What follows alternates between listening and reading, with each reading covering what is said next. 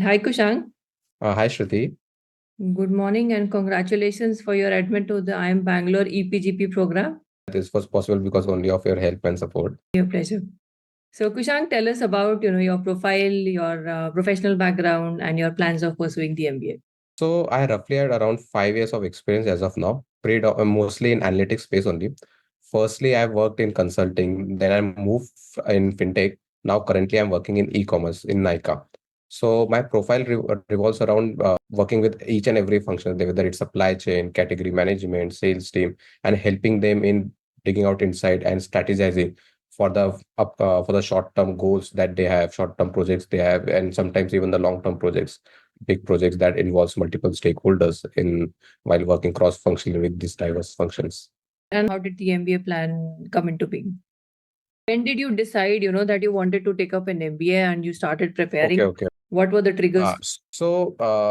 As I've told you that initially I was always connected with the business. My technical were much sorted, means I was understand and had the quite stronghold on that. But I realized that in order to excel in such roles like in strategizing and project planning, project management, you need to have some understanding about the business, how business works, and you need to understand the nitty-gritties of these things. So I realized that even though I can learn during the job and all, but the faster way or quicker way to go and learn is to do an MBA. It will really accelerate my career progression. So roughly around after 2 years only after doing in the corporate, I realized that I have to do an MBA because that would really help me in positioning myself, my profile in, and then finally I got an IIM Bangalore convert. And Kushang, what are your thoughts on, applying to one business school versus applying to multiple business schools and managing multiple applications in the cycle? So, in my opinion, you should definitely apply for multiple business schools because each business schools has its own kind of a strength and the profile they are looking into it. So maybe your profile might not be suited for one particular business school, might be for other type of business school. So, in my opinion, you should apply to at least 3 to 4 business school because if you are applying for top 3, 4 business school, even let's say in a particular region, let's say in India, you will be applying for diverse set of schools. For example, ISB mostly focuses on they want a bit lower work ethics. They are more focused in consulting type of role. But let's say, for example, IIM Bangalore, they are more focused towards high experience, a bit more experience, and mostly on tech type of role like product management and all that. So you should apply multiple business schools because your profile is definitely each and every profile is good, it's solid, but it should have that correct level of synergy between your profile and the MBA school that you are applying for. So that is very important. So multiple business schools always helps. It opens wide variety of opportunities also if something doesn't go out as per your plan. Right. And Kushang, also, in terms of managing multiple applications, this is a very long journey applying to an MBA program. It at the minimum would be around 6 or 8 months, and the maximum it can go up to 2 or 3 years also for a few people.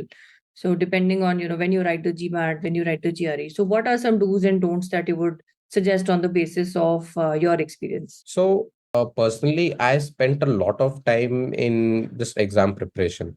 So reason was that initially I thought that GMAT is accepted by all the business school, whereas GRE is almost accepted by all the business school. I would say 95% business school accept the GRE.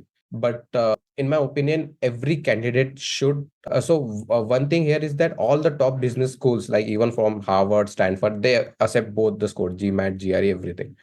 There are only few schools that only accept GMAT but doesn't accept GRE. In my opinion, you should take both the tests. You should at least give the mock of both the tests and then decide which is more comfortable. I didn't do that, and there was no one to tell me. So I just started my preparation with GMAT. I would say it's a bit tougher than GRE compared for mostly for engineering candidates because GMAT involves more of a verbal skills. So I started my preparation with GMAT, and roughly around 6 months so I spent, and still when I gave my first GMAT test, I was not able to score well. Then I realized that maybe I should look up of some other alternative. I've given GRE then.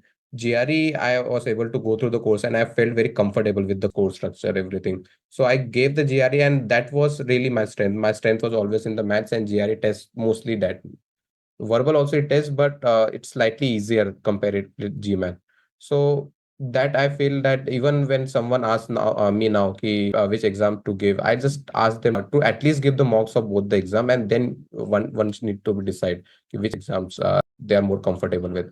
So, like every other candidate, even I also felt that I don't have anything on my profile, because my profile looks similar to each and every profile that's out in the market. So I was not sure. I had a good score, GRE score, but still, you need something on your profile that makes you stand out. And really, you helped me in finding that out. As I've told you, you are kind of, you unearth all this pure gold from each and every candidate's profile. That's what your expertise is. And especially if, let's say, you have a very strong expertise, especially with the Indian B school, you know how they functions, how, what they want, what they're searching in the Indian candidates in the applications. So, I was just Googling all the MBA consultants that I can reach out, and just your name came. I just read your recommendations and everything. I searched a little bit about you. I thought this is the best thing. I spoken with you. I still remember that day, that when I spoken with you, you gave me very honest feedback, and you told me where I need to work, where already my work is already done, where I've already done a good work. So just I connected with you, and from the day one, you had more belief than me. I was always very skeptical about my profile. So you helped me from start to all the small things that I've troubled you, or small silly questions that I've asked you. You were always there with me, even during my failures, even during my success, everything. During interview prep, everything you were there. You were giving me the right guidance. So there's most, I would say, most key skills that I would really attribute is that means what to put on the application, what to smartly leverage. You can basically use your weakness as a strength, maybe I would say. So what to portray, what not to portray, and what how to portray that. So really, that really helped me out, because I was just not confident initially